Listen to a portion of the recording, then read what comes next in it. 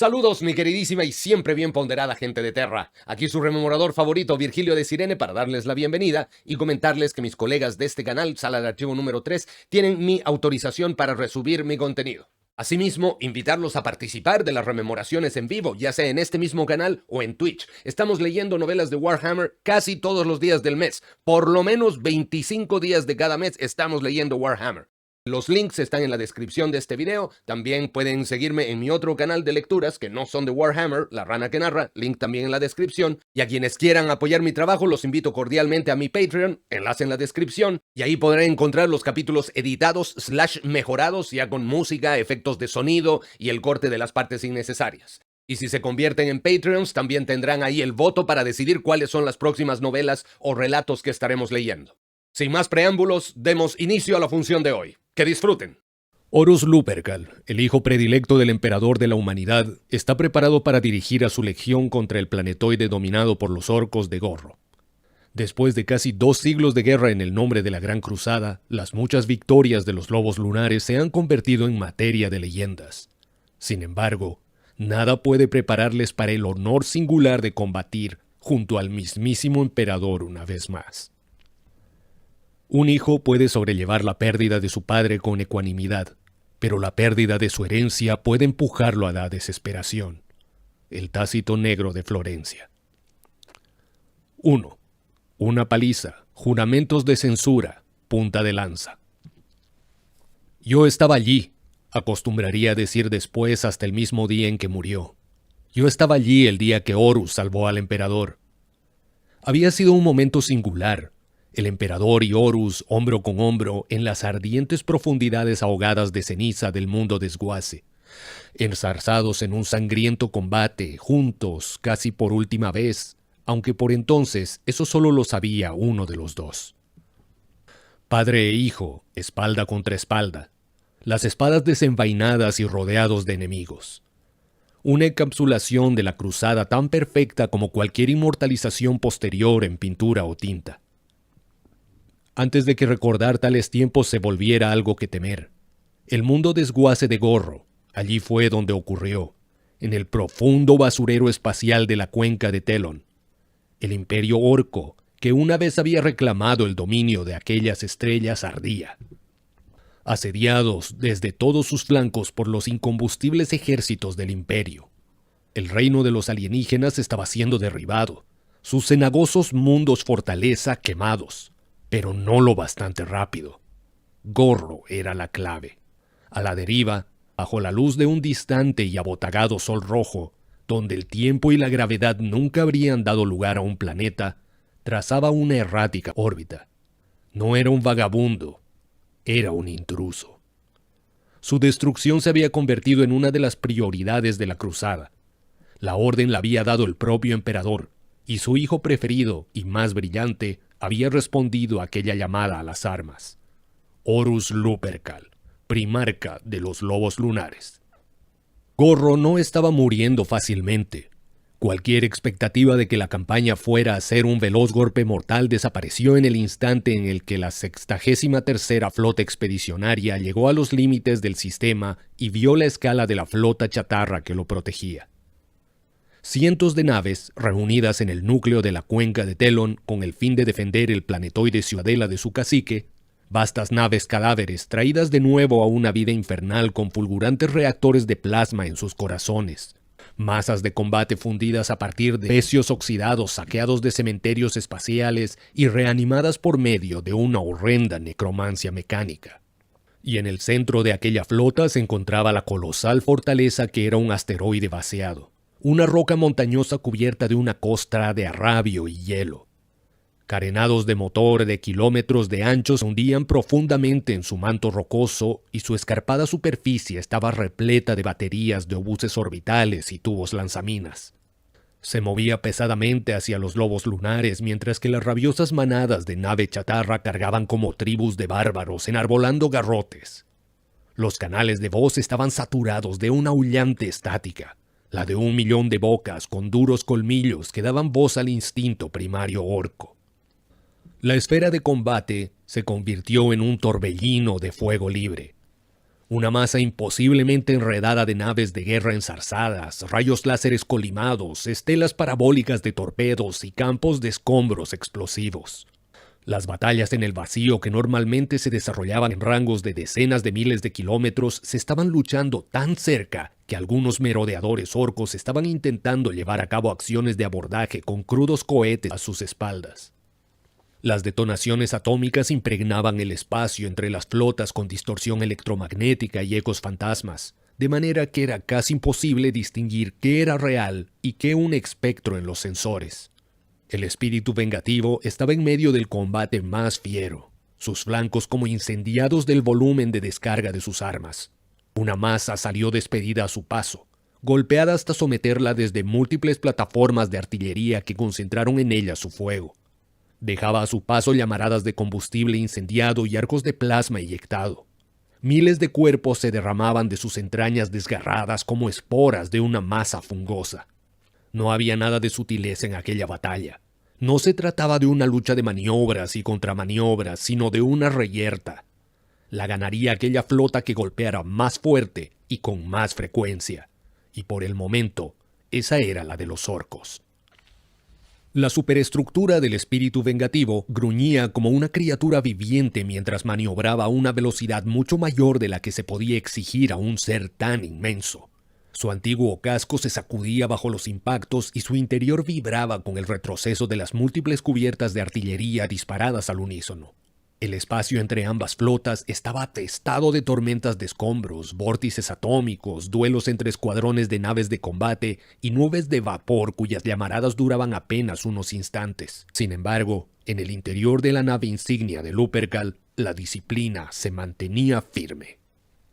Los datos que recorrían como cascadas las pantallas y los brillantes hololitos con esquemas lineales inundaban el abovedado Strategium con una luz que parecía moverse como una ola submarina. Cientos de voces mortales transmitían las órdenes del capitán mientras los teletipos recitaban los informes de daños, resistencia de los escudos de vacío y las descargas de artillería programadas por encima del cántico binario de los sacerdotes del Mechanicum.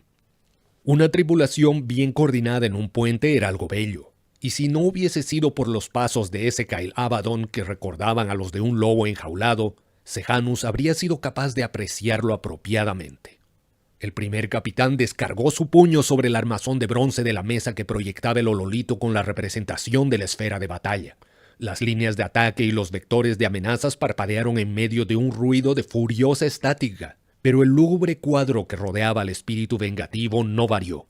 El número de las naves de los Pieles Verdes todavía sobrepasaba ampliamente el de los Lobos Lunares. Contaban con una potencia de fuego muy superior y, aparentemente en contra de toda razón, estaban aventajando a su comandante. Era desesperante, pero la cólera de Ezekiel no era de ninguna ayuda. Los tripulantes mortales cercanos, cuyas caras bañaban las luces de las pantallas de datos, giraron las cabezas ante aquel ruido inesperado, pero apartaron sus ojos cuando el primer capitán los recorrió a todos con su mirada. ¿En serio, Ezekiel?, preguntó Sejanus. ¿Esa es tu solución?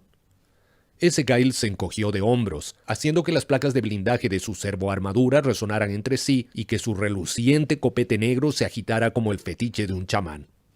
El primer capitán se cernió sobre él. Cernirse era algo muy propio de él, como si de verdad pudiese intimidarlo. Algo ridículo, puesto que solo aquel copete hacía que fuera más alto que Sejanus.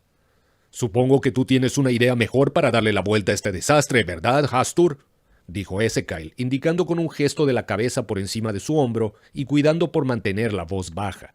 El pálido color marfil de la servoarmadura de Ezekiel relució a la luz del Strategium. Las marcas desvaídas de las bandas callejeras aún sobrevivían en las placas que los armeros no habían reemplazado en oro deslustrado y plata empañada. Habían pasado casi 200 años desde que abandonaron Chthonia, y aún así Ezekiel se aferraba a una herencia que era mejor dejar atrás. Sejanus dirigió a Abaddon una amplia sonrisa. Pues la verdad es que sí. Con esas palabras atrajo la atención de sus otros hermanos del Mournival.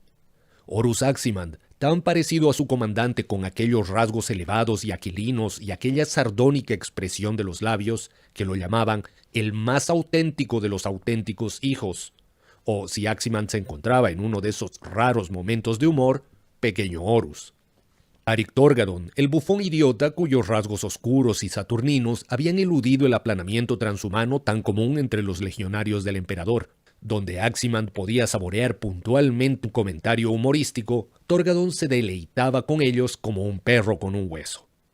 Hermanos todos, una fraternidad de 4, consejeros, hermanos de batalla, abogados del diablo y confidentes, tan cercanos a Horus que casi podían considerarse sus verdaderos hijos.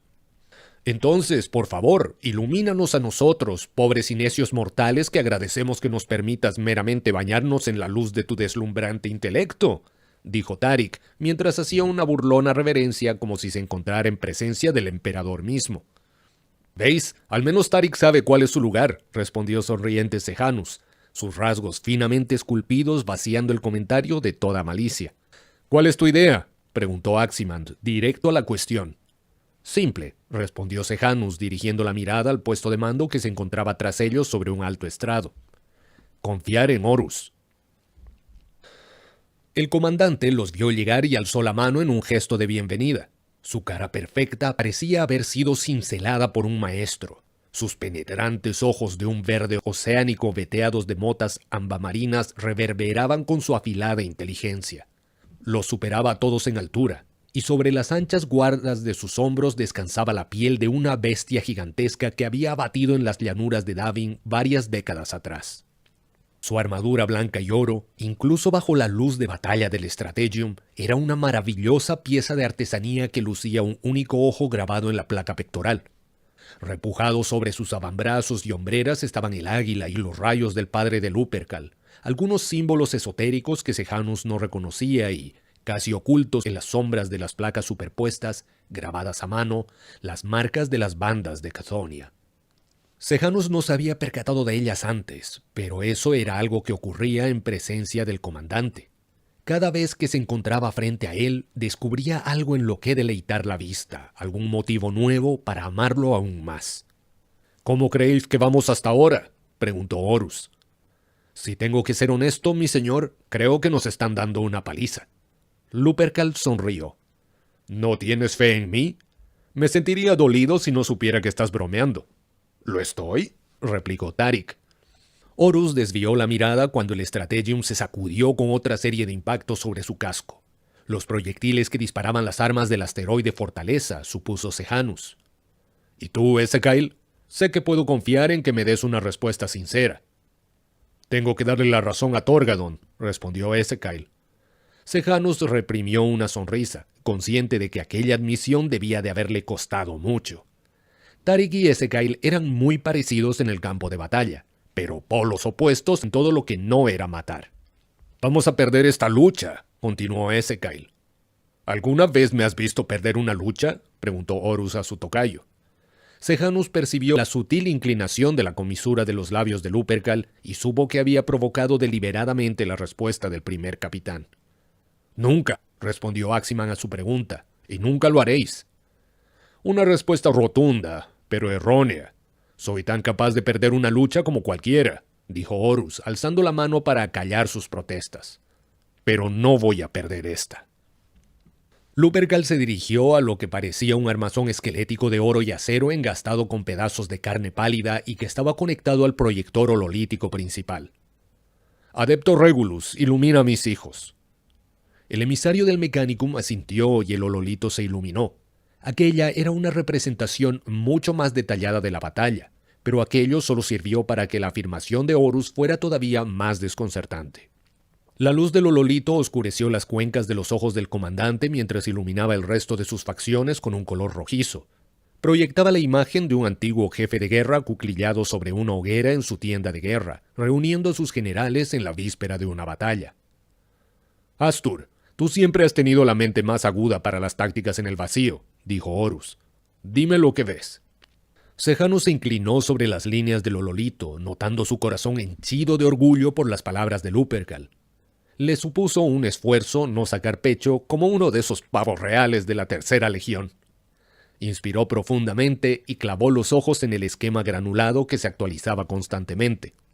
Los Pieles Verdes hacían la guerra sin ninguna sutileza, sin importar en qué arena la disputaran. En tierra atacaban como una horda de berserkers, rugiendo y babeando, embadurnados con su pintura de guerra fecal. En el espacio, aquellas masas de desperdicios que eran sus naves entraban en combate disparando en todas direcciones proyectiles de cañones y cabezas atómicas sin medida alguna. Tácticas estándar pieles verdes, si es que podemos dignificar con esos términos este caos, dijo mientras se balanceaba en el momento en que las órdenes del capitán lanzaban al espíritu vengativo en un giro salvaje. Ecos de detonaciones en el exterior de la nave recorrieron toda su estructura. Si se trataba de impactos o de disparos propios, no podía decirse. Su superioridad numérica está haciendo retroceder nuestra línea de combate, continuó mientras Regulus cambiaba el foco del hololito para resaltar los puntos en los que la lucha era más encarnizada. Nuestra columna central se está retirando del asteroide Fortaleza. Simple y llanamente, no tenemos potencia de fuego suficiente para dañarlo. ¿Qué más?, preguntó Horus. Sejanus apuntó a la imagen que giraba lentamente. Nuestros cuadrantes derecho y superior se han alejado demasiado. El izquierdo y el inferior son los únicos que mantienen su posición. Lo quedaría por tener otra flota, dijo Tarik mirando aquellas regiones vacías del espacio en los cuadrantes señalados. Los tendríamos atrapados por ambos flancos. No tiene sentido desear lo que no se tiene, dijo pequeño Horus. Había algo que no cuadraba, y la sospecha tardó unos instantes en cristalizar en la mente de Sejanus. Adepto, necesito la relación entre disparos e impactos del enemigo. Inmediatamente un panel de luz apareció frente a Sejanus con los datos. Recorrió con la mirada las estadísticas y su sospecha se confirmó. Su capacidad de daño está por encima de la media. Nos están alcanzando con un 75% de sus lanzamientos. Tiene que ser un error, dijo Ezekiel. El Mechanicum no comete errores, primer capitán, dijo Regulus con su voz como alambre de espino oxidado cuando pronunció la palabra errores como si se tratase de la más vil de las maldiciones. Los datos son precisos dentro de la tolerancia de los parámetros locales. Los pieles verdes suelen acertar a sus propias naves con tanta frecuencia como a las de sus enemigos cuando disparan, dijo Sejanus. ¿Cómo es posible? Horus apuntó al crepitante perfil de la imagen de Gorro. Porque estos pieles verdes son atípicos. Sospecho que los dirigen no unos guerreros, sino una especie de tecnocasta. Es por ello que solicité al adepto Regulus que se uniese a la 16ª Legión en esta expedición. Sejanus volvió a mirar la imagen proyectada. Si eso es lo que sospecháis, entonces esto es doblemente confuso. Quizá hay algo que no veo, mi señor, pero creo que nuestras maniobras no tienen sentido. ¿Y qué haría que sí lo tuvieran? Sejanus lo meditó unos instantes. Tarik tiene razón. Si tuviéramos otra flota situada ahí, nuestra estrategia actual sería acertada. Los tendríamos entre el martillo y el yunque. ¿Otra flota?, preguntó Horus. ¿Se supone que debo conjurar una de la nada? ¿Podríais?, preguntó a su vez Tarik, porque sería tremendamente útil en estos momentos. Horus sonrió y Sejanus vio que estaba saboreando aquel momento. Aunque no podía imaginar por qué motivo, el comandante alzó la vista hacia las gradas que se alzaban detrás del trono de mando. Como si aquel gesto fuera el pie para la entrada en escena de otro personaje, una solitaria figura descendió por los peldaños de hierro, iluminada por un arco de luz de manera demasiado orquestada como para ser casual. Delgada y espectral en su túnica blanca, la señora de los astrópatas del espíritu vengativo, Ing Mae Sing, echó atrás su capucha.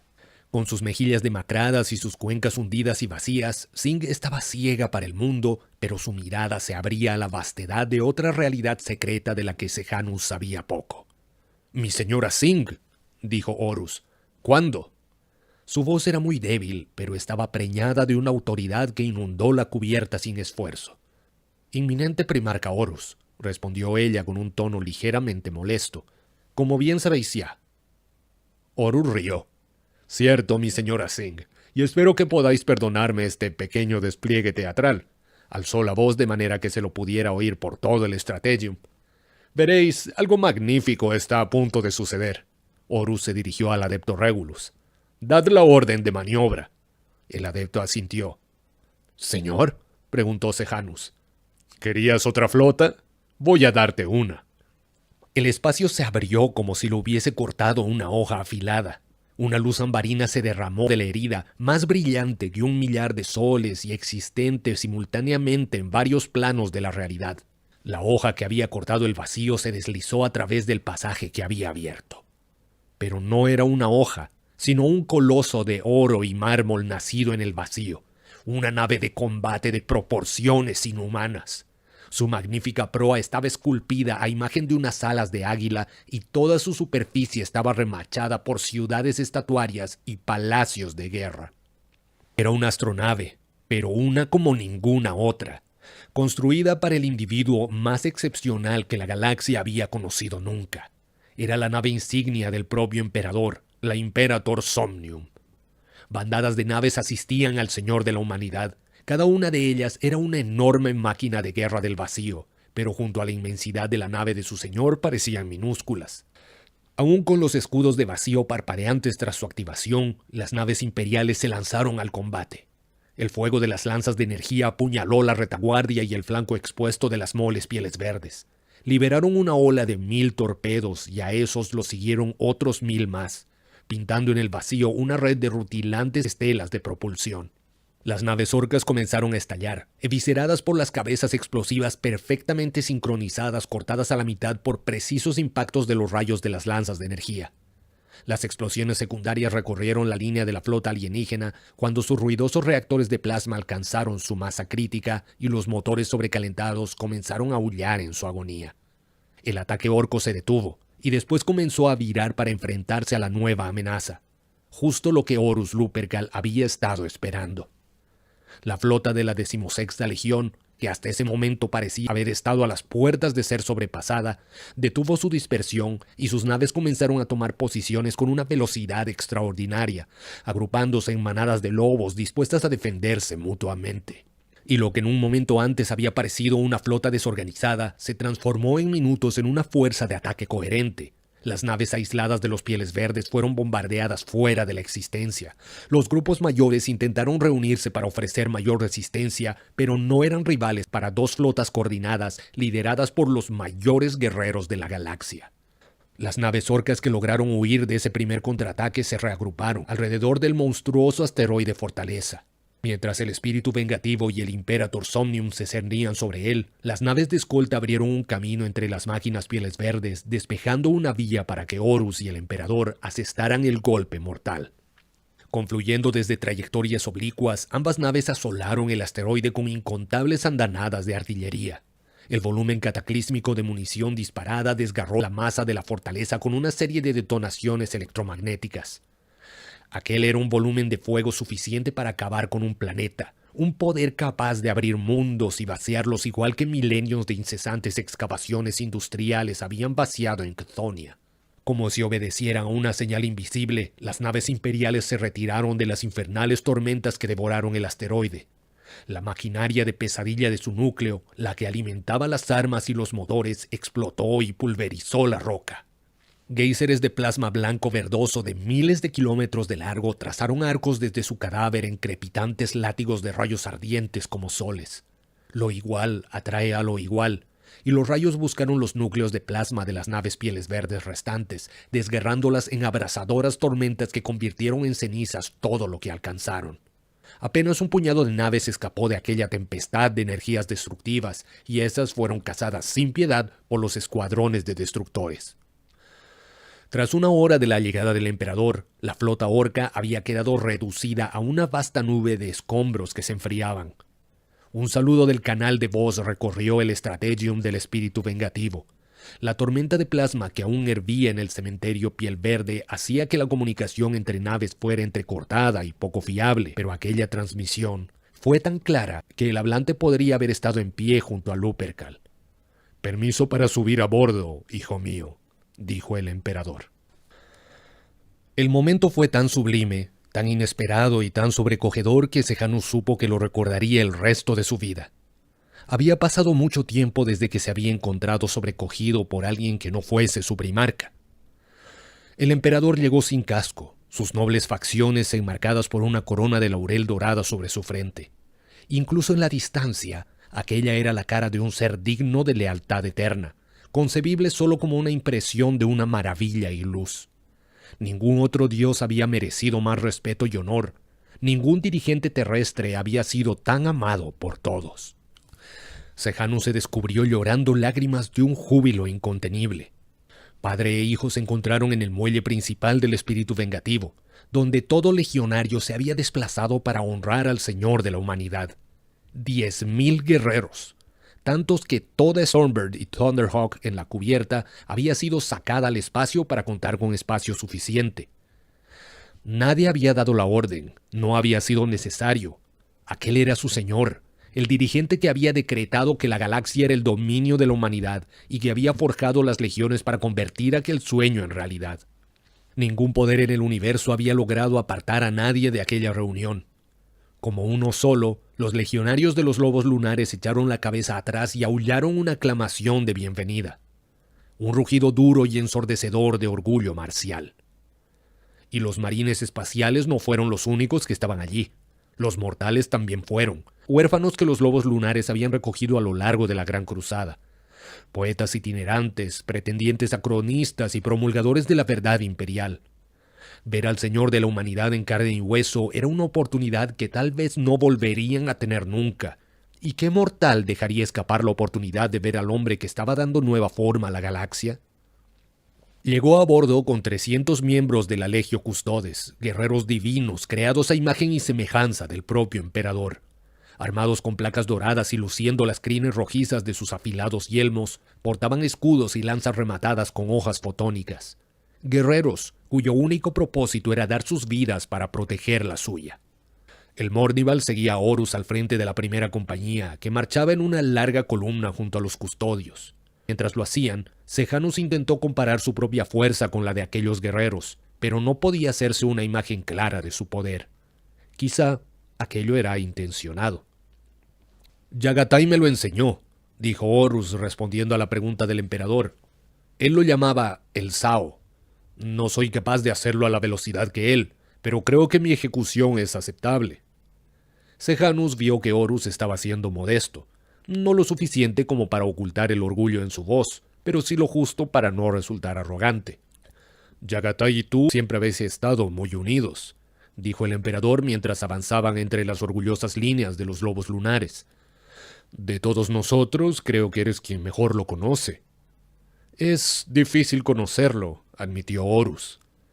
«Así es como se lo creó», dijo el emperador, y Sejanus creyó detectar una nota de profundo remordimiento.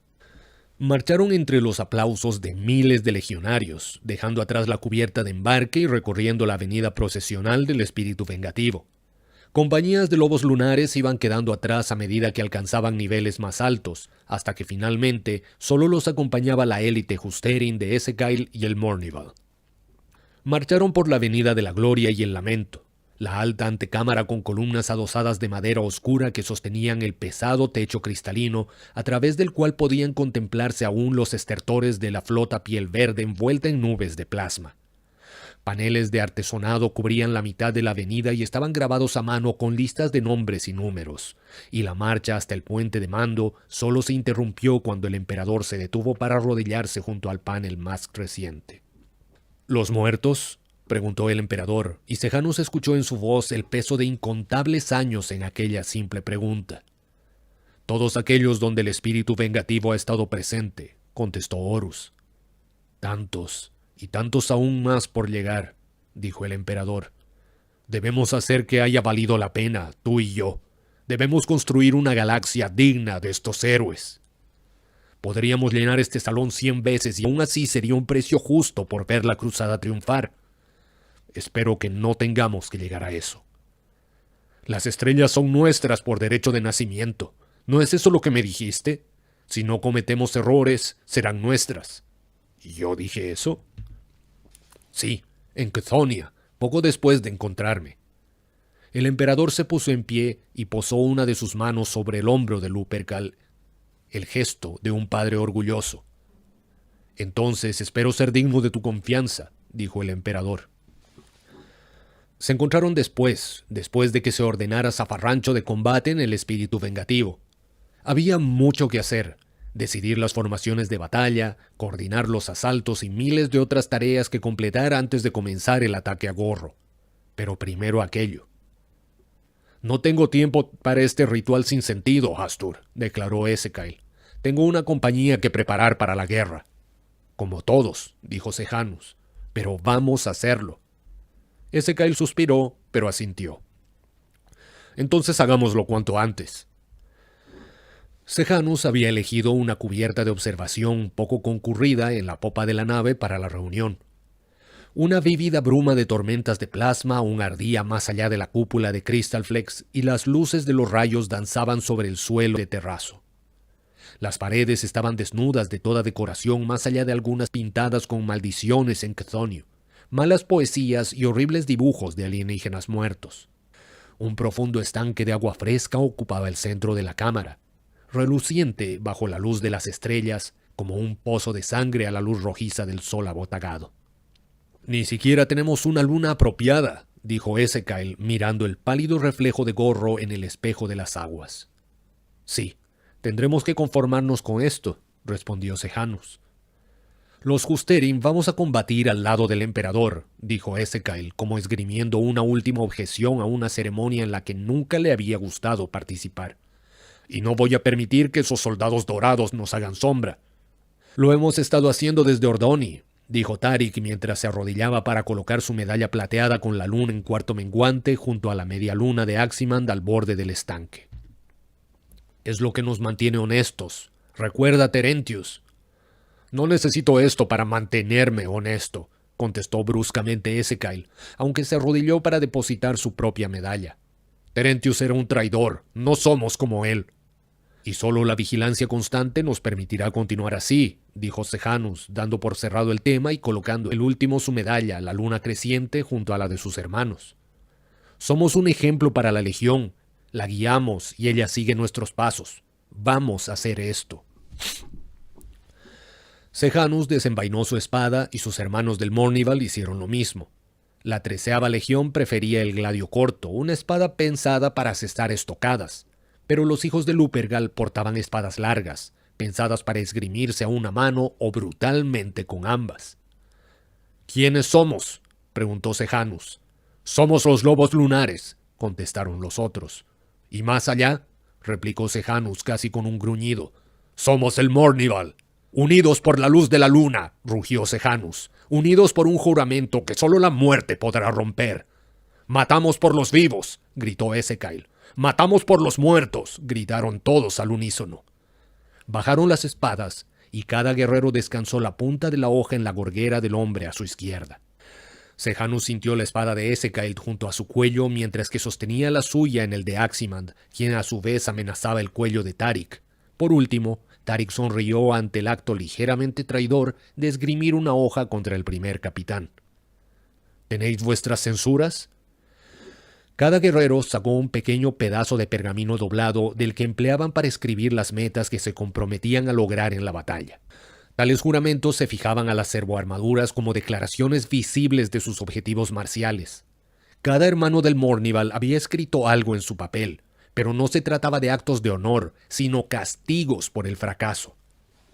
Estos eran juramentos de censura, algo que Sejanus había instituido tras la guerra en el cúmulo Ordoni contra el traidor Vatal Gerron Terentius. Sus hermanos se habían resistido a la idea, considerando que la amenaza de un castigo implicaba una impugnación de su honor, pero Sejanus había insistido. Nos aferramos a la esencial e inmutable bondad de las legiones en su firmeza al perseguir el bien y rechazar el mal. Investimos a nuestros primarcas con cualidades divinas, con unas capacidades morales y racionales que los hacen justos y sabios. Con todo ello, simplificamos la complejidad de la galaxia creyendo que hay una muralla infranqueable que separa lo bueno de lo malo. La lección que Terentius nos enseñó es que la línea entre el bien y el mal es permeable. Cualquiera puede cruzarla en circunstancias excepcionales, incluso nosotros. Creer ciegamente en que no podemos sucumbir al mal nos hace más vulnerables a todo aquello que puede empujarnos a ello. Así había hablado, y los demás, reluctantemente, habían tenido que asentir. Sejanus sostuvo su casco con la cresta transversal apuntando a cubierta. El papel con su censura estaba allá dentro, y los otros 3 cayeron en su interior con sus sendos castigos. Entonces, cada guerrero introdujo la mano para coger uno de los papeles al azar. Aximand y Esekai los guardaron en sus cinturones, Tarik en un pequeño bolsillo en la vaina de su espada. Sejanus había leído sobre aquella tradición en antiguos textos previos a la unidad, donde los guerreros pintados de ocre de Sarapión grababan pedazos de arcilla con sus censuras y las introducían en un gran caldero de hierro en la víspera de una batalla. Cada hombre, antes de unirse a las filas de combate, sacaba un castigo que le sería aplicado si fallaba a su rey. Ninguno sabía el castigo que recibiría, para que ninguno eligiera uno suave con la esperanza de que fuera el que lo recibiera. Para cuando se lanzaran las cápsulas de desembarco, cada miembro del Mournival llevaría un juramento de censura sellado con lacre en un lugar escondido de su servoarmadura. En los pasados años, desde que escribieran las primeras censuras, nunca habían tenido que leer una sola. Y nunca tendremos que hacerlo, pensó Sejanus. Los juramentos de combate se habían declarado. Se habían soltado las Stormbirds. Los lobos lunares estaban en ruta hacia Gorro. Se contaban por decenas de miles las cápsulas de desembarco y las cañoneras que se precipitaban sobre su superficie, listas para destripar el mundo de Sguace. Habría que matar a Gorro de la manera difícil. Una tecnología de escudo desconocida para el Mechanicum mantenía ensamblado el planeta y a la vez lo hacía invulnerable al bombardeo. Macrocañones capaces de arrasar ciudades enteras apenas arañaban su superficie oxidada. Bombas de magma y los disparos de aceleradores de masa con el poder para partir continentes detonaban en su atmósfera. La radiación letal de cabezas atómicas se disipaba en el vacío. Vidas medias de decenas de miles de años degradadas en cuestión de horas. Lupercal veía a sus guerreros marchar a la batalla desde el dorado puente de mando de la nave de su padre. Deseaba ser parte de la primera oleada, el primero en poner pie en la superficie de Gorro. Un lobo de fuego y ceniza, recorriendo aquel mundo como un dios destructor y vengativo. ¿Destructor? No, eso nunca. «Desearías estar con ellos, ¿verdad?», preguntó el emperador. Horus asintió sin apartar la mirada del ventanal. «No lo entiendo», dijo, notando el poder de la presencia de su padre tras él. «¿Qué no entiendes? ¿Por qué no me permites acompañar a mis hijos? Siempre quieres ser el primero, ¿verdad? ¿Qué hay de malo en eso?» «Nada en absoluto. Es solo que te necesito en otra parte». «¿Aquí?», preguntó Horus sin poder enmascarar su decepción. «¿Qué bien puedo hacer aquí?». El emperador rió. «¿De veras crees que vamos a quedarnos mirando cómo esa abominación muere desde aquí?». Horus se giró para encarar al emperador y fue cuando pudo ver que su padre estaba ataviado con su panoplia de guerra al completo. Inmenso y majestuoso en su armadura labrada en oro blindado, recorrida por los grabados de alas de águila y cubierta por una capa de malla de bronce. Sostenía desenvainada una espada de acero azul que crepitaba con potentes energías psíquicas. Los custodios lo rodeaban con sus armas prestas en la plataforma de teletransporte más grande que Horus jamás había visto. «Creo que lo llamáis punta de lanza, ¿verdad?», dijo el emperador. La mente es un lugar en sí mismo, y en sí misma puede hacer un cielo del infierno y un infierno del cielo. El poeta ciego de Kerlundain. 2. Chthonia en hierro. Hermanos divididos. El interior del abismo. Un destello de luminosidad, una vertiginosa sensación de dislocación y un mundo arrancado de su propio eje. Sin ninguna sensación de movimiento, pero con una poderosa impresión de tiempo, una luz fosfórica se difuminó de los ojos de Horus, reemplazada por el brillo de los hornos de fábricas humeantes o las fisuras volcánicas. El puente de la nave del emperador había desaparecido, y su lugar había sido tomado por una visión conjurada directamente de su juventud. Chthonia, recreada en hierro y lodo. Horus había explorado las profundidades de su mundo adoptivo más allá de las profundas excavaciones mineras donde los enajenados y los tullidos aguardaban a morir. Incluso se había aventurado bajo los goteantes pozos de cadáveres, eludiendo a los vociferantes asesinos arúspices con sus cuchillos de eviscerar y sus capas de órganos. Chthonia era un laberinto de colonias de pesadilla llenas de horrores inimaginables tras cada esquina, sus claustrofóbicos túneles iluminados con la pulsátil luz de las fisuras magmáticas. Preñadas de ceniza, su miasma tóxico obstruía los pulmones, cegaba los ojos y ensuciaba el alma.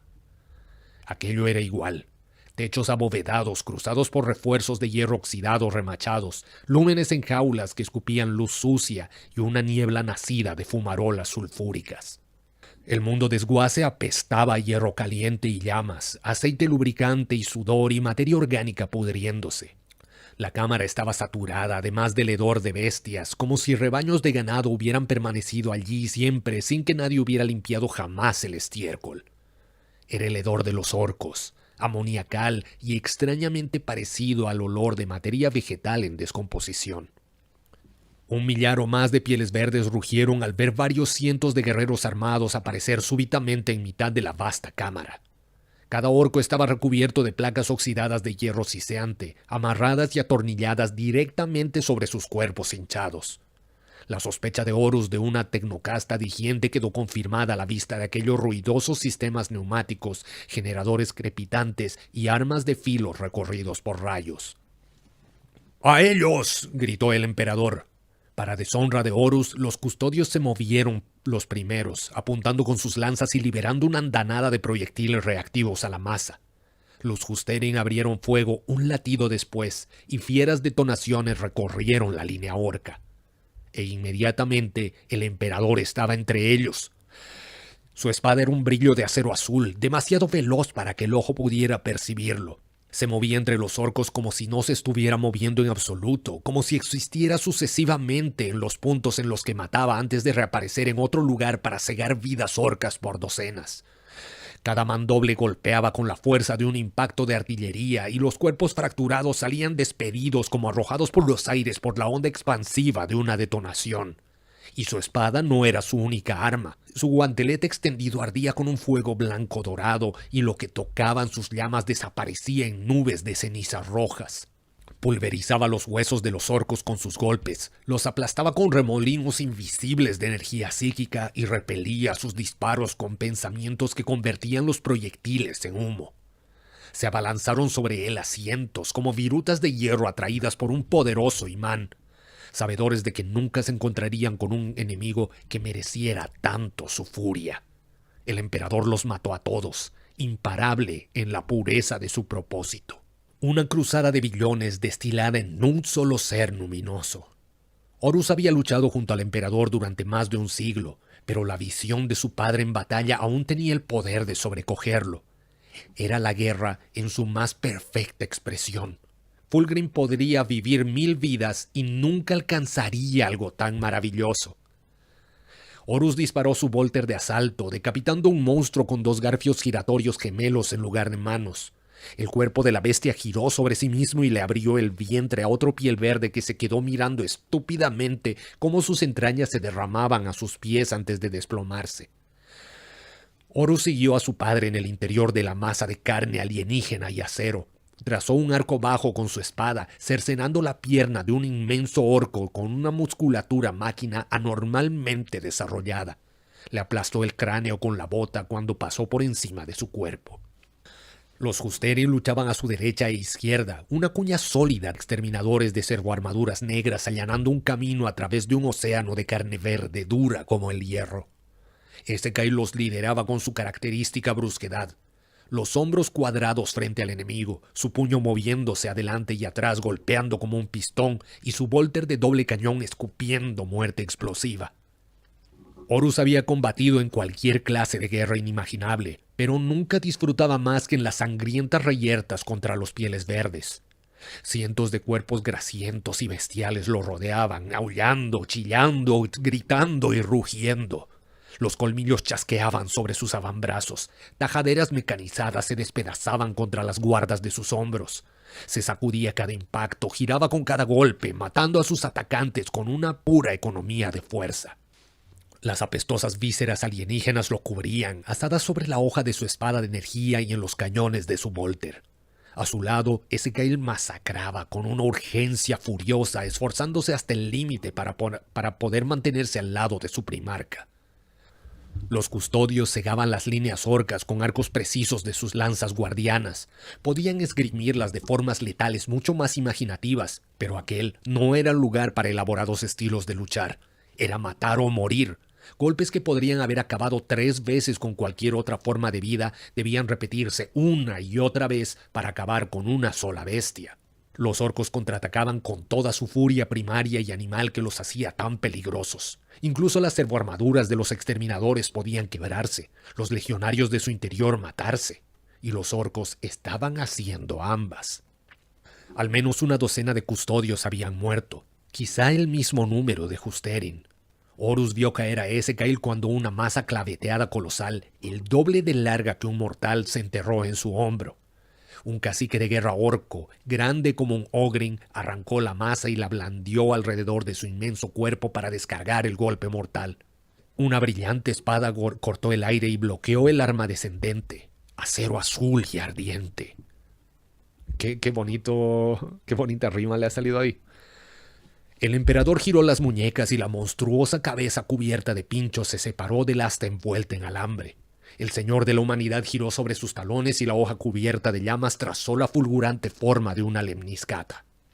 El inmenso orco se desplomó dividido en 4 fragmentos. La cabeza en el interior de su casco de hierro aún aullaba desafiante cuando el emperador se inclinó y la levantó del suelo. Se giró hacia los orcos, con el rugiente torso truncado del cacique en un puño y su espada en el otro. Horus ayudó a Essecail a ponerse de pie. ¿Puedes luchar? Claro, escupió Essecail. Es solo un arañazo. Tienes roto el hombro y el caparazón óseo de tu costado izquierdo fracturado, igual que la pelvis. Vas a tener que romperme todos y cada uno de los huesos si quieres apartarme de vuestro lado, como a voz del emperador, amado por todos. Horus asintió. Haber añadido algo más habría sido insultar a Essecail. No hay fuerza en la galaxia que pueda apartarme de su lado. Y, como si aquellas palabras hubiesen sido un desafío lanzado a la galaxia, Gorro se sacudió en las garras de un violento terremoto que ascendió desde sus entrañas. ¿Qué ha sido eso?, preguntó Essecail. Solo podía haber una respuesta. Los campos gravitacionales que mantienen la coherencia de Gorro deben estar fuera de control. El mundo desguace se está desarmando. Apenas Horus había pronunciado aquellas palabras, las placas de la cubierta sobre las que estaban se retorcieron por toda la cámara. Hojas de metal de metros de grosor se rasgaron como papel y géiseres de vapor oleoso hicieron erupción desde las profundidades.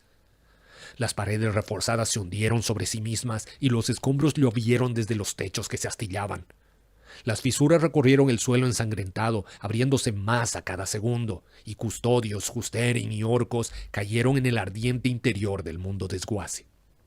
Horus luchó por mantener el equilibrio, avanzando hacia donde se veía la luz dorada que desprendía el emperador, rodeada por los merodeadores orcos. ¡Padre!, gritó Horus. El emperador se giró y extendió una mano hacia él. Otro terremoto sacudió el planeta, y el mundo desguace se tragó al emperador. Sejanus no tenía idea de dónde estaban. Todo era humo y ceniza y sangre. 3 miembros de su escuadra ya estaban muertos y ni siquiera habían tenido contacto visual con el enemigo.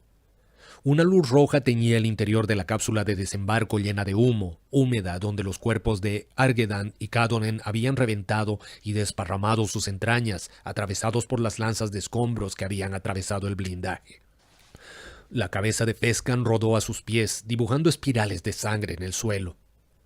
Los retropropulsores de la cápsula habían fallado, y lo que debía haber sido un descenso controlado para aterrizar junto al resto de la cuarta compañía se había convertido en una violenta caída hacia el núcleo de Gorro a través del panal que formaban cientos de capas de chatarra. De acuerdo con el aullante sensorium lleno de estática de su visor, su compañía estaba a unos 200 kilómetros por encima de ellos. El hedor del metal abrasado y de la comida putrefacta se derramaba como lágrimas al interior de la cápsula. Sejanus escuchó el bombeante, trepidante, chirreante e inconfundible ruido de la tecnología orca, y debajo de todo ello el gutural lenguaje de los orcos. Su sonido tenía una extraña calidad metálica, pero no tenía tiempo de preocuparse por ese detalle en aquel momento. ¡Arriba!, gritó. ¡Ahora todos fuera! Las barras de seguridad de su arnés no dejaban de moverse. El metal deformado intentaba desbloquearse. Sejanus las arrancó y se puso en pie, y alcanzó su pistola Volter y su espada del compartimiento sobre su asiento. Como medida cautelar, cogió además una bandolera de granadas. El resto de su escuadra lo imitó, liberándose y armándose sin perder la calma. La base de la cápsula estaba inclinada en un ángulo de 45 grados. la compuerta apuntando al suelo. Sejanus pateó la placa de metal. 1, 2, 3 veces. La compuerta se dio unos centímetros. Con 2 patadas más finalmente pudo desbloquearla y el pedazo de metal se desprendió golpeando duramente los escombros que se apilaban debajo de los restos de la cápsula. Uno a uno, los miembros de la escuadra se reunieron sobre la cubierta abrasada. Lo siguieron con los vólteres preparados. El suelo temblaba. ¿Eran los ecos de un terremoto o algo peor? Poderosas fuerzas recorrían el entramado metálico de Gorro. Pedazos de hierro y roca se apilaban en montones cubiertos de polvo. Sejanus alzó la vista y vio una lluvia de escombros que se desplomaban del alto techo, de los bordes del agujero que habían abierto en su accidentado desembarco. A su alrededor, la maquinaria aplastada rodeaba la cápsula. Planchas de metal y cuerpos habían quedado pulverizados por el impacto. Su llegada inesperada a aquella profundidad había cogido desprevenidos a media docena de orcos supervivientes. Pero aquellas cosas tintineantes que escupían humo no eran pieles verdes, al menos no de la variedad de carne y hueso. «Trono, ¿qué son?», dijo Sejanus. Pesadamente blindados en lo que parecía un traje hermético de hierro colado, los habían tomado por caciques orcos, brutales líderes de guerra con el derecho a poseer las armaduras más pesadas y las armas más grandes y ruidosas posibles. Pero eso no era lo que eran. Sus cráneos eran de metal, al igual que sus cuerpos. No había parte de ellos visible que fuera orgánica, sino que parecían estar completamente formados de hierro oxidado. Tubos de escape perforados, sierras radiales y cañones montados en carriles. Cientos de pequeñas, chillonas y serviles criaturas verdosas los rodeaban. Claramente supeditadas a las otras cosas, lucían también implantados crudos apéndices mecánicos. Algunos esgrimían pistolas humeantes, otros lo que parecían sopletes o herramientas más quirúrgicas que mecánicas. Sejanus los desestimó por irrelevantes. Los sicientes pieles verdes de metal cargaron hacia ellos en medio de una salvaje andanada de sus armas. Sejanus se arrojó a un lado en búsqueda de cobertura. Aquellos disparos eran enormemente imprecisos, pero eran muchos. De las rejillas situadas donde deberían estar las bocas de los orcos blindados surgieron unas palabras que sonaban como maquinaria mal engrasada. Sejanus siempre se sorprendía al comprobar que los pieles verdes poseían un lenguaje. Era de esperar, dado su incongruente grado tecnológico, pero que una raza tan bestial se comunicara era algo que los ofendía a nivel visceral. Los proyectiles explotaron sobre su cabeza, desgarrando la maquinaria pesada que había empleado como parapeto. Inmediatamente después, las criaturas sirvientes cayeron sobre él como un enjambre. Eran minúsculas, casi inconsecuentes, hasta que una de ellas comenzó a quemar el lado de su casco con un soplete. Sejanus la pulverizó con un brusco cabezazo, explotó como una ampolla de ícor verdoso. Se limpió los restos que chorreaban sobre el visor. Estaba cubierto de aquellos seres que lo cortaban, lo apuñalaban y le disparaban con sus pequeñas armas. Se los sacudió de encima por decenas, los pisoteó como a insectos. Sejanus los había considerado irrelevantes e individualmente lo eran, pero con cientos de ellos lanzados a la lucha, incluso un legionario tenía que considerarlos una amenaza, porque mientras que los estaban matando por docena, los orcos metálicos se acercaban cada vez más. El enjambre siguió atacándolo, bloqueando las articulaciones de su servoarmadura con sus ridículas herramientas, chillando eufóricos mientras cerraban en los intersticios entre las placas blindadas. Al resto de su escuadra no le iba mejor que a él. Eran como fieras atrapadas en una red. «No tengo tiempo para esto», gruñó. Desenganchando la bandolera de granadas de fragmentación, quitó uno de los seguros y la arrojó al aire.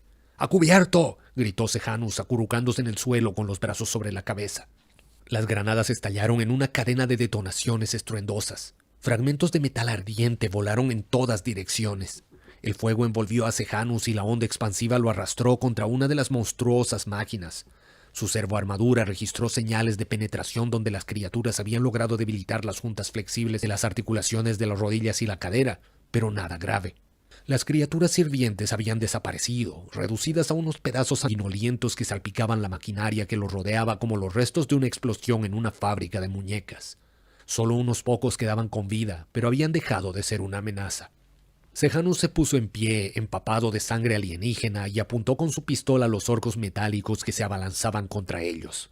«¡Acabad con ellos!». La Escuadra Gloriosa era el nombre que recibían los guerreros que comandaba Sejanus. Daimos, Malsandar, Gorthoi y el resto.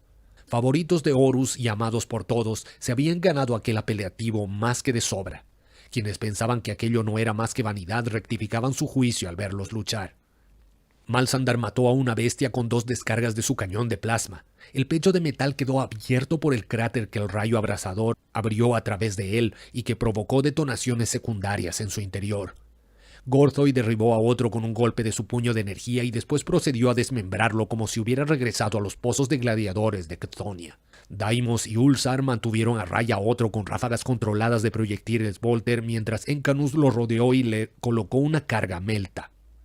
Faskandar estaba arrodillado, su armadura envuelta en llamas y las placas de ceramita goteando como cera derretida. Sejanus podía oír sus gritos por el canal de voz cuando eligió su objetivo. Una aberración metálica con unos enormes colmillos de bronce soldados sobre una cerrada mandíbula de hierro. Sus ojos eran 2 discos disímiles rojo y verde, su cuerpo un barril con miembros neumáticos y armas de hierro colado. Le disparó en el centro de la garganta. El proyectil reactivo a la masa detonó y le dejó la cabeza colgando sobre un hombro cuando se disipó la nube de fuego y de fluido orgánico. La cosa no se detuvo. Siguió avanzando mientras levantaba una especie de inmenso trabuco. Sejanus no le dio tiempo a disparar, abandonando su cobertura. Saltó hacia adelante, golpeándolo en mitad del pecho con ambas botas. El orco no cayó. Había sido como golpear un muro de carga. Una garra desproporcionada con unos pistones monstruosos chasquearon sobre su cabeza. Sejanus le esquivó y activó su espada sierra. La hoja rugió y cortó a través de los últimos restos de metal y cadenas que mantenían la cabeza del ser en su lugar. La calavera dentada cayó sobre la cubierta y Sejanus descargó su pesada bota sobre ella. El metal se resquebrajó y un fluido viscoso como el que sustentaría los restos de un hermano mortis en el interior de un dreadnought se derramó con una palpitante médula espinal semejante a una raíz. Sejanus casi sintió una arcada al ver lo que contenía el cráneo. Una masa esponjosa gris, verdosa, de tejido similar a un quiste fúngico de la que pendían 2 globos oculares porcinos enrojecidos que sobresalían de entre las esquirlas de metal quebrado y que lo miraban enloquecidos desde la ruina de la calavera. Aquel instante de horror casi le costó la vida. La garra del cuerpo decapitado se cerró alrededor de su pecho y lo levantó de la cubierta. Los tubos de escape de su espalda escupieron humo negro y la presión de la pinza aumentó. Las placas de su servoarmadura rechinaron bajo aquella fuerza aplastante. Sejanus luchó por liberarse, pero aquella presa era irrompible. El blindaje forjado en Marte comenzó a resquebrajarse y a bollarse. Iconos de emergencia comenzaron a parpadear en su sensorium. Gritó cuando sus huesos comenzaron a astillarse unos contra otros y la sangre comenzó a derramarse en el interior de su servoarmadura. Apoyó un pie sobre el pecho de la bestia metálica y se retorció para alcanzar su pistola. Los ojos rojos se apagaban lentamente, pero seguían mirándolo, saboreando su agonía. Un disparo resonó y el proyectil hizo estallar los restos de materia cerebral de la criatura.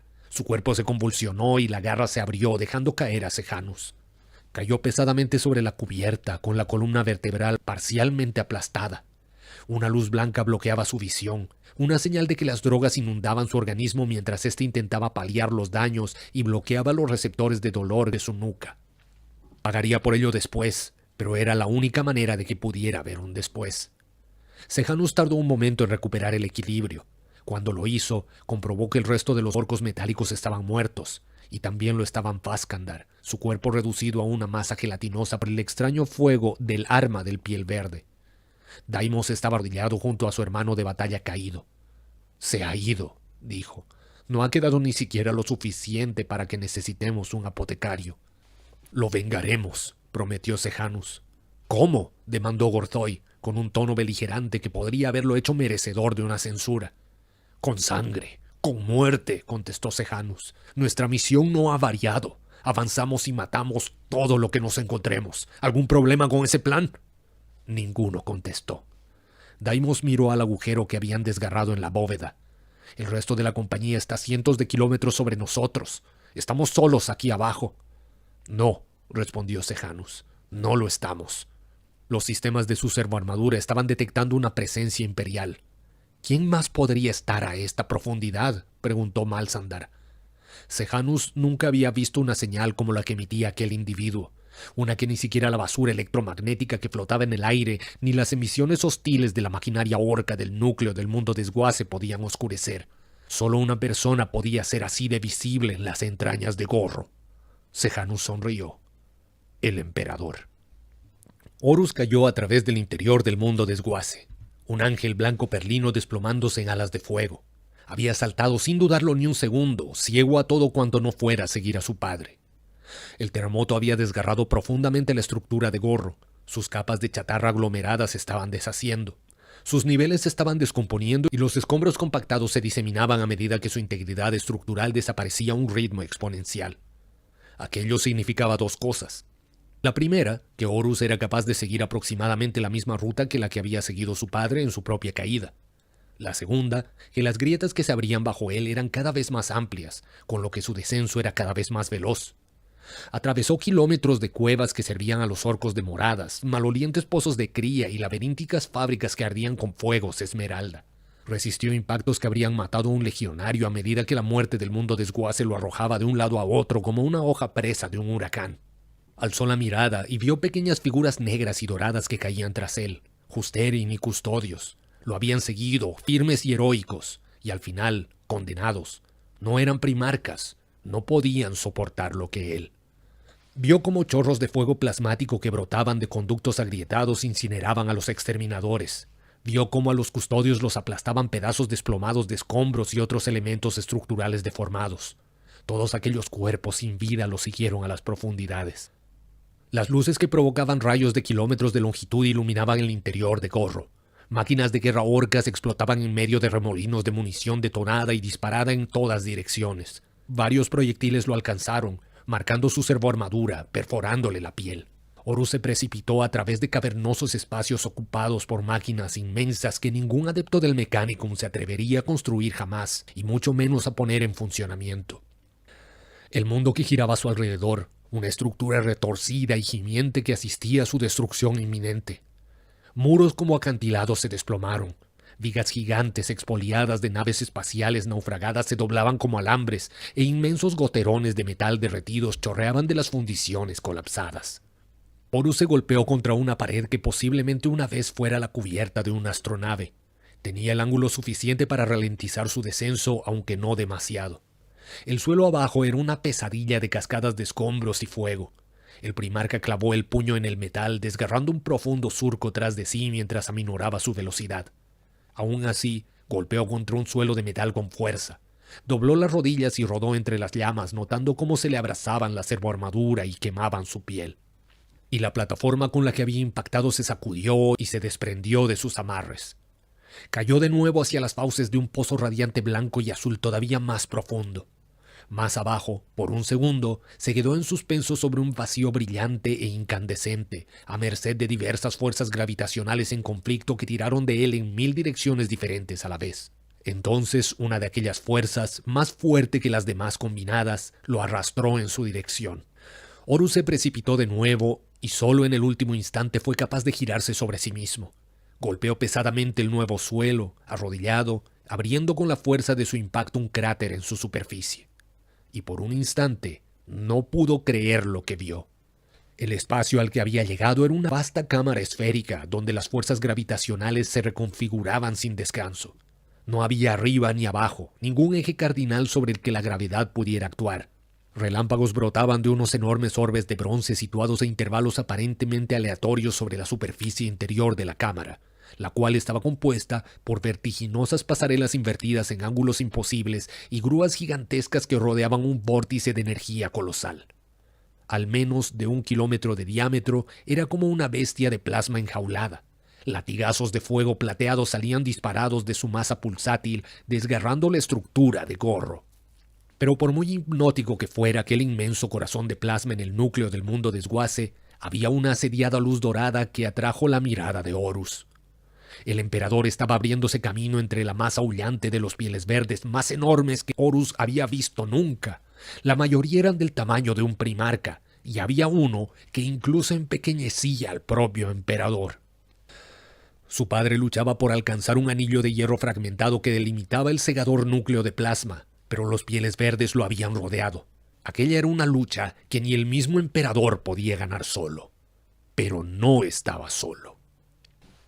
Sejanus y la Escuadra Gloriosa habían tenido que atravesar las desintegradas ruinas del mundo desguace luchando a la vieja usanza, sin sutileza, sin elegancia, como en los asaltos al territorio de una banda rival, cuando lo único que valía era la fuerza bruta y una violencia traumática, donde se apuñalaba y se golpeaba y se disparaba hasta matar todo lo que hubiera enfrente o se caía derribado sobre un charco de sangre. Su armadura había dejado de ser de un blanco perla empapada de vísceras. Había tenido que descartar su pistola cuando una especie de babosa mecanizada había entrado en su interior y había hecho estallar la munición. Su espada se había partido contra el cráneo blindado de otro de los orcos metálicos, derramando su cerebro fungoso sobre el suelo. Nada de eso importaba. Sus puños eran armas. Su masa era un arma. Canus y Ulzar se habían ido. Habían caído bajo tajaderas mecanizadas y ganchos de energía. Todo lo que importaba era llegar hasta el emperador. Sejanus estaba inmerso en el ritmo de batalla, un frío vacío en cuyo interior el mundo de un guerrero se limitaba exclusivamente a la esfera de enfrentamiento. Allí era donde los realmente grandes se diferenciaban de lo que meramente tenían habilidad para combatir en virtud de su capacidad para estar alerta de cuanto los rodeaba. Daimos luchaba a su izquierda, Gorthoi a su derecha. Siguieron avanzando, enterrados hasta las rodillas en carne y sangre piel verde. El hedor a matadero y fosas sépticas era sobrecogedor, pero Sejanus lo bloqueó. La furiosa ola de orcos era una masa de carne verde y hierro colado. Vieron más de los engendros metálicos y muchas otras abominaciones mecánicas que eran ya completamente incomprensibles. A lo largo de la Gran Cruzada, Sejanus había visto muchos ejemplos de la crudamente efectiva tecnología piel verde. Pero lo que había bajo la superficie de aquel mundo desguace pertenecía a una escala mucho más avanzada y horrenda. La señal del emperador no desapareció ni un instante de su visor, a pesar de que todas las demás se volvían borrosas y parpadeaban en medio de una cacofonía de señales distorsionadas. Más adelante vio un arco desgarrado a través del cual se derramaba una cegadora luz blanca. El emperador estaba más allá de aquel arco. «¡Estamos aquí!», jadeó con su fenomenal físico posthumano al límite de su resistencia. Cuando atravesaron el umbral del arco, llegaron a una vasta cámara esférica que albergaba un sol en su interior. «¡Lupercal!», gritó Sejanus, casi sin aliento. La espada de Horus se había roto y no le quedaba munición para su volter de asalto. La hoja se había partido a la mitad, deteriorada de ensartar y tajar incontables cuerpos de pieles verdes. Se había abierto camino a través de un puente inclinado, matando docenas de orcos monstruosos, hasta una plataforma desmoronada justo debajo de donde estaba el emperador. La sangre lo cubría, la suya y la de los orcos. Había perdido el casco mucho antes, en una dura lucha cuerpo a cuerpo con un gigante blindado en hierro con pinzas motorizadas en lugar de brazos y una mandíbula con lanzallamas incrustado. Había roto a la bestia sobre su rodilla y había arrojado su cadáver por encima del pretil del puente. Los vórtices errantes de gravedad lo habían arrastrado hacia arriba en lugar de hacia abajo. Más pieles verdes lo habían seguido hasta el puente, gruñendo y riendo mientras cargaban sobre él. Su euforia era un misterio para Horus. Iban a morir, tanto si los mataba él como si el colosal núcleo de plasma los convertía en cenizas cuando llegase su inevitable destrucción. ¿Quién podría reír así cara a cara con su muerte? El emperador luchaba contra un gigante blindado que tenía 2 veces su altura y su anchura. Su cráneo era un inmenso casco con colmillos elefantinos y dientes como escoplos que brillaban levemente. Sus ojos eran rendijas del rojo del carbón ardiendo y poseían una inteligencia tan despiadada que dejaron a Horus sin aliento. El primarca nunca había visto nada igual. Ningún estudioso incluiría su descripción en un bestiario por miedo a ser ridiculizado. Ningún mago del Mechanicum podría aceptar que tal espécimen pudiera existir. 6 brazos mecanizados atornillados directamente a su columna vertebral enarbolaban armas que rechinaban, repiqueteaban, cerraban, ardían y se cerraban y abrían como cepos. La armadura del emperador estaba ardiendo, su laurel de oro convertido en cenizas alrededor de su cuello. Unos cañones giratorios dispararon masticando el blindaje mientras unas garras de energía arrancaban pedazos de las placas metálicas. El emperador estaba necesitado de cada ápice de su habilidad como luchador y de todo su poder psíquico para evitar que el armamento del señor de la guerra mecánico lo matara. ¡Padre! El piel verde se giró ligeramente y vio a Horus. Percibió la desesperación en su cara y rió. Un puño como un mazo de asedio tipo reductor apartó la espada del emperador a un lado y un puño de piel verde lo alzó en el aire, estrangulándolo con su potencia inhumana. ¡No!, gritó Horus, machacando a los últimos pieles verdes que se interponían entre él y su padre. Aquel inmenso ser semimecánico dirigió sus armas espinales hacia él, liberando una serie de descargas que recorrieron la plataforma en la que se encontraba. Horus esquivó los rayos, corriendo como un lobo a la caza en medio de la ceniza y el fuego del fin del mundo. No tenía armas, y aunque normalmente eso no habría sido un inconveniente para un guerrero de las legiones, contra aquel oponente era una desventaja definitiva. No obstante, dudaba que ninguna de sus armas hubieran podido herir a aquella bestia. Pero quizá una de las suyas. Horus aferró uno de los brazos mecánicos del ser, uno rematado en unas esferas de bronce giratorias erizadas de púas que crepitaban como un arma de energía.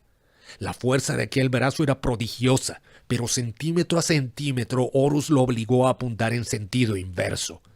Un rayo salió disparado de aquel arma, abrazando las manos de Horus hasta que la piel quedó negra y el hueso se asomó entre la carne quemada, pero ¿qué era aquel dolor en comparación con la pérdida de su padre? Con un último esfuerzo hercúleo, Horus retorció aquel miembro en el momento en que liberó otro de aquellos rayos de energía blanquecina. La erupción luminosa alcanzó el antebrazo del orco y su brazo de carne explotó a la altura del codo en una nube de hueso ennegrecido y sangre hervida. La bestia gruñó sorprendida, dejando caer al emperador y contemplando con confusa fascinación la ruina de su brazo. Aprovechando aquella oportunidad, el emperador alzó su espada de acero azul. La punta penetró en el vientre del cacique orco y brotó de su nuca en medio de un chorro de chispas. «¡Muere!», dijo el emperador tirando hacia arriba de su hoja. Aquella era una herida mortal. Un fuego eléctrico brotó de los horrendos órganos metálicos internos que asomaban del cuerpo destrozado del piel verde. Se trataba de una herida tan destructiva que ni siquiera una bestia de aquellas proporciones inconcebibles podía soportar. Y aquello no fue lo peor. Horus notó el acopio colosal de energía psíquica y se cubrió los ojos cuando una furiosa luz comenzó a manar del emperador. Un poder como ninguno que hubiera visto grimir anteriormente a su padre o que imaginara que pudiera poseer. Todopoderoso, todo devorador, era un poder capaz de extinguir la vida en toda faceta posible de la realidad. La carne física se convirtió en ceniza, y lo que las antiguas fes podrían haber llamado alma en la antigüedad ardió fuera de la existencia. No podía quedar nada de lo que hubiera sufrido tal destino. Cuerpo y alma se consumieron en este universo, cayeron como meras sombras en el recuerdo de un mundo de cuyo lienzo habían sido completamente borrados. Aquella era la muerte más definitiva que se podía sufrir. Aquel fue el poder que recorrió la espada del emperador y que inundó al piel verde con su luz asesina. Detonó en una aullante explosión dorada y del núcleo de su muerte brotaron rayos mortales que trazaron arcos de orco a orco que se cazaron a todos los de la especie del señor de Gorro. Energías inimaginables brotaron del emperador, recorriendo toda la cámara y consumiendo hasta el último jirón de carne alienígena, convirtiéndolo en ceniza de oro. Lupercal vio aquel poder sobre la vida y la muerte recorrer el cuerpo del emperador, trascenderlo hasta volverlo inmenso y divino, envuelto en llamas ambarinas, sobrecogedor y majestuoso.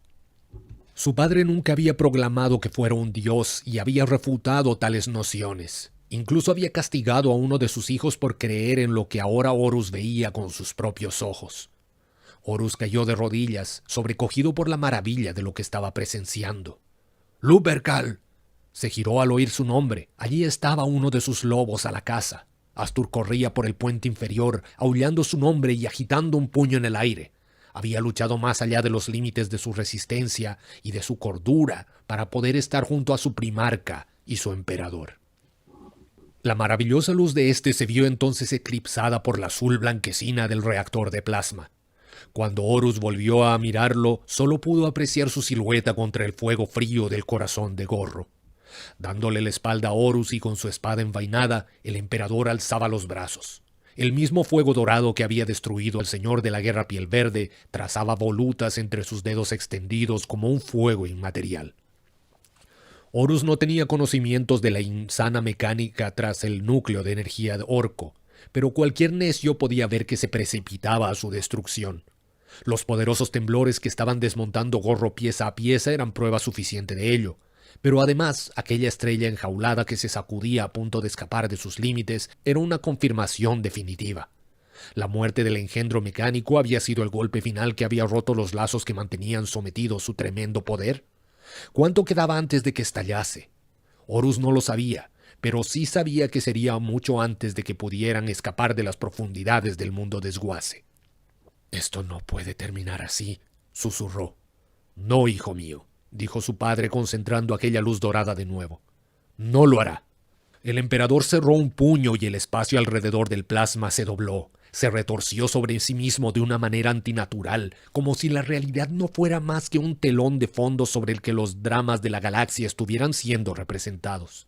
Y donde se dobló, reveló el horror tras él, inmensos abismos de caos reptantes y potencial ilimitado. Vacíos aullantes donde las vidas combinadas de esta galaxia no serían más que motas a merced de una tormenta de arena cósmica. Un reino empíreo de no nacidos, donde las pesadillas surgían en la matriz fétida de la lujuria humana. Cosas formadas de frío vacío se retorcían en la oscuridad, como millones de serpientes de obsidiana apareándose en viscosos nudos sin fin. Horus se quedó mirando el interior de aquel abismo, a la vez repugnado y fascinado por el mecanismo secreto del universo. Entonces el emperador volvió a unir el tejido del mundo, sellándolo alrededor del núcleo de plasma piel verde. El esfuerzo estaba siendo inmenso y la luz de su interior se apagaba un poco a cada segundo que pasaba. Y entonces todo acabó. El estallido del aire desplazado llenó el hueco que había dejado aquel orbe de fuego a su lado, liberando vientos sulfurosos en el interior de la cámara. El emperador clavó una rodilla en la plataforma y dejó caer la cabeza. «¿Qué has hecho?», dijo Horus mientras ayudaba a su padre a ponerse en pie. El emperador alzó la mirada hacia él, con el color volviendo ya a sus magníficos rasgos.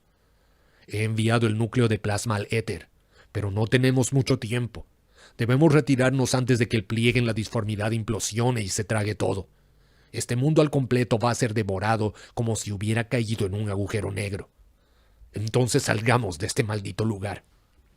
Vieron la muerte final de Gorro desde el puente de mando del espíritu vengativo. Con el Mornival a su lado, el emperador y Horus permanecían junto al disco de Euslita en el que habían planeado la guerra en el vacío contra aquella flota chatarra.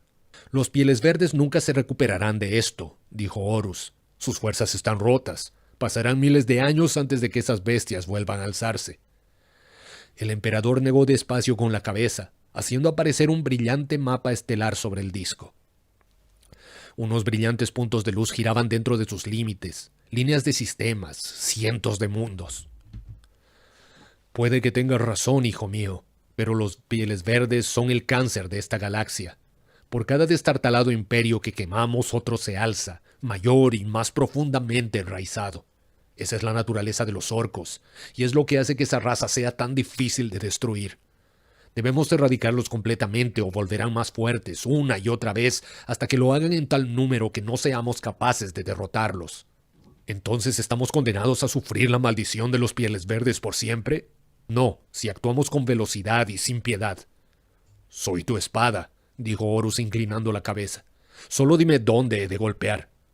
El emperador sonrió y Horus sintió que su corazón se llenaba de orgullo y júbilo. La cuenca de Telon no era más que una satrapía del mayor imperio orco con el que nos hemos encontrado hasta ahora, uno que debe caer antes de que la gran cruzada pueda continuar. Será magnífica la guerra que libraremos para destruir dicho imperio. Ganarás gloria en su consecución y los hombres hablarán de ello hasta que las estrellas mismas se consuman. «¿Es este?», preguntó Horus irguiéndose sobre el brillante holograma. Primero uno, después decenas y finalmente cientos de mundos quedaron marcados por un aura verde. «Sí», contestó el emperador. «Eso es Ulanor».